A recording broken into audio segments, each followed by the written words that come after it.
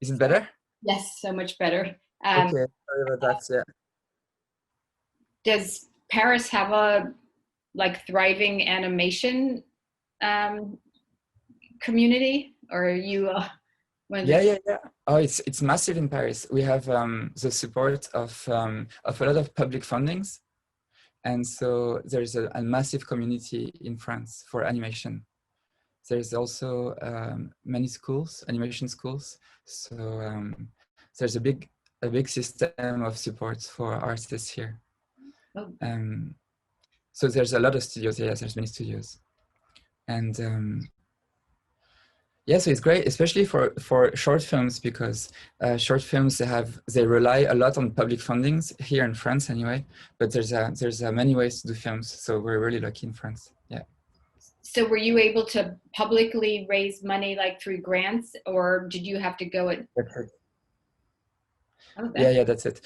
We have there's like three main ways to get some fundings. There's like the CNC, which is the French Film Board, who funds animation short films and many other things. There's also TV channels and regions, like regions of France will fund a part of the film if you do the production in their region.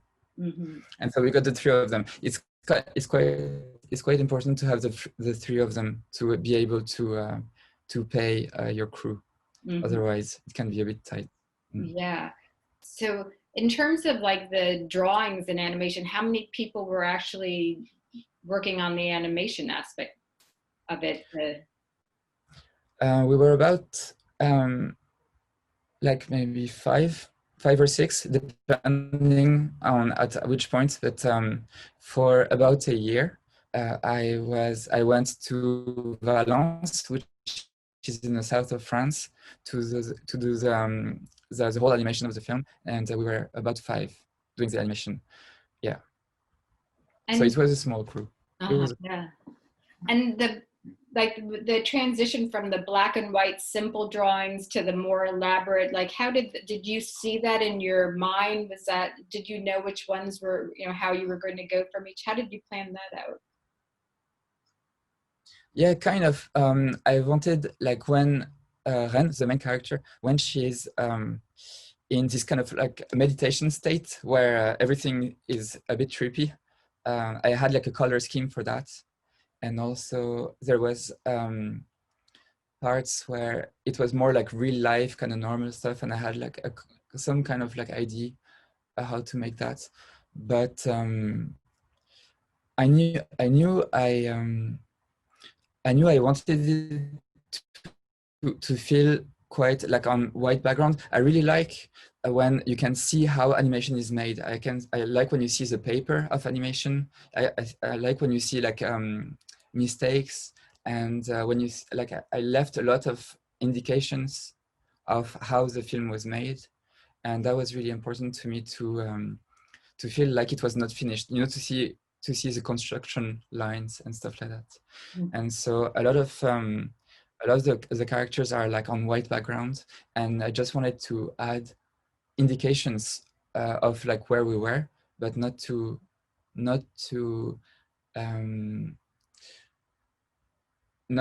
develop like too much of like a real sense of space, but more have like always like a very graphic kind of way of representing things. I was always like in animation film, I was always fascinated by the making of, a bit more so than with the real film.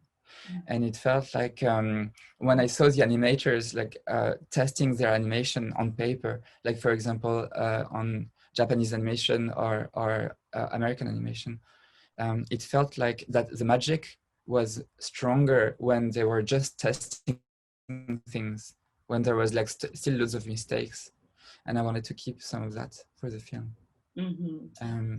But also there was some things that I had a really kind of like idea of like a wow factor when I wanted them to be very fine, really detailed, and really kind of well made.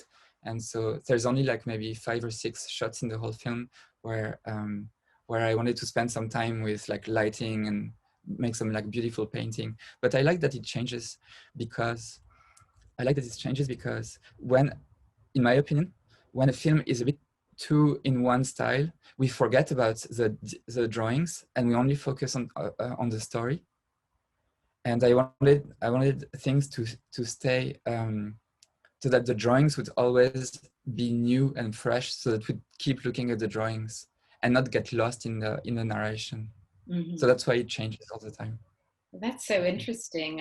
Yeah, I guess, you know, as a viewer, you wouldn't really, like, you would, I would wonder, like, oh, do you want me to get lost in the story, or you don't, you know? So it's interesting that you wanted to make sure people still, like, were able to do that, have that appreciation for the artwork and the animation, and then also have the story. Yeah.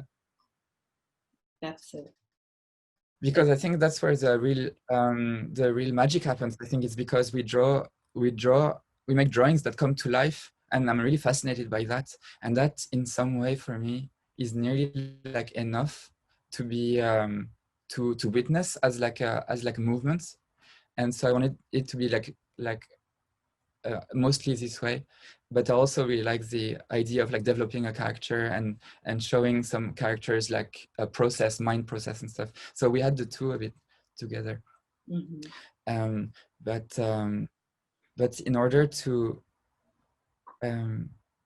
in order to still be alert, it's a bit like Super 8 films. I don't know if you remember those. Mm-hmm. Super 8 films. Yes. From like the 70s or the 80s. We had them when I was a child in my house, and I remember that it was quite expensive, and we only had 3 minutes, so we had to shoot stuff in a really short way, and then send it to a lab, and then wait for them to come back. And when we watched the 3 minutes on the projector, it was so magical, but there was no story. It was just magical because we could see the movement of things with a lot of texture. Mm-hmm. And we could see like somebody dancing, or like or birds in the sky, and everything was like cut really short and in a really poetic way and very intuitive. And so I wanted my film to feel like that a little bit. Oh, that's beautiful. Just like the magic of movement would be kind of enough. Do you think that, were you influenced by your parents being so musical and creative? Like, was that something growing up that, you know, and thinking in a different way, in a, you know, like a less linear way, because they were creative? Was that an influence on you?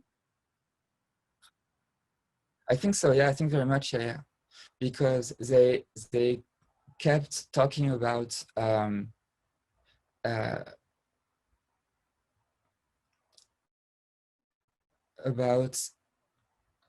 being in the moment, you know, like it's their experience of music is quite meditative, and so they never really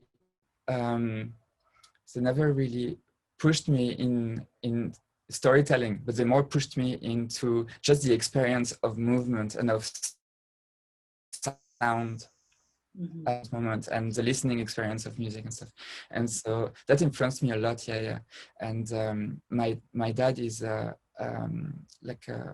does Zen meditation, and so a lot of his practice is very in the present time. And so they influenced me a lot, yeah, to try and compose films where you're always in the present moment, but you're not too carried away with the story, but just there's enough of the story to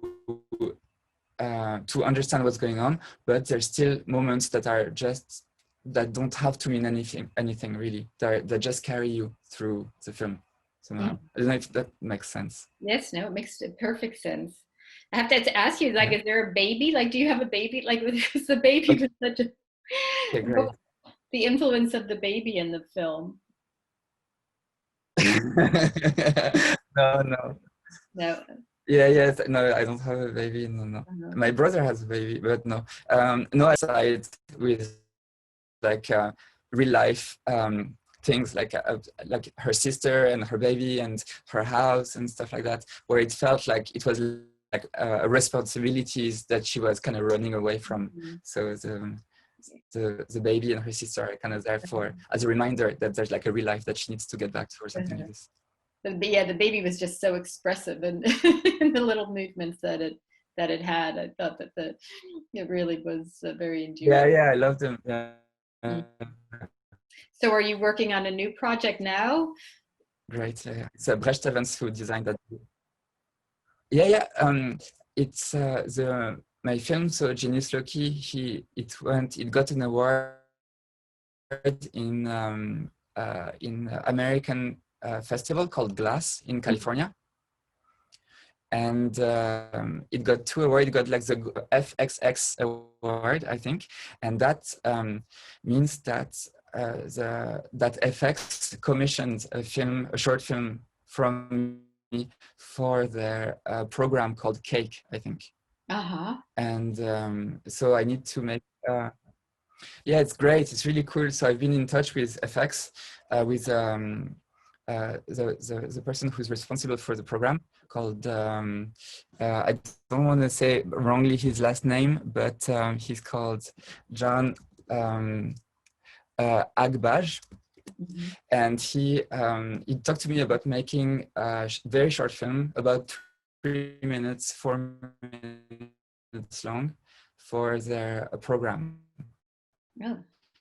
So it has to be made in 1 year, or like I need to finish it like pretty much this year, and it's great. It's really, really cool. I love it because it's I can bounce back on something pretty fun to make. I don't have to really kind of like do any big life decisions like making a full feature. So for now, I can just like enjoy a bit the same language as the film I just finished, but on a very short format for the next year. So it's great. Sure that, but it takes so long in animation.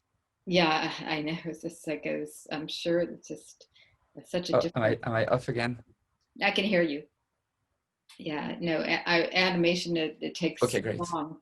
I can only imagine like what type of just the commitment it takes to stay with that, and to just like how long to see the rewards as opposed to shooting something and having it be like so much more immediate. And like you were saying, the Super 8, like it's done in 3, it's all just there.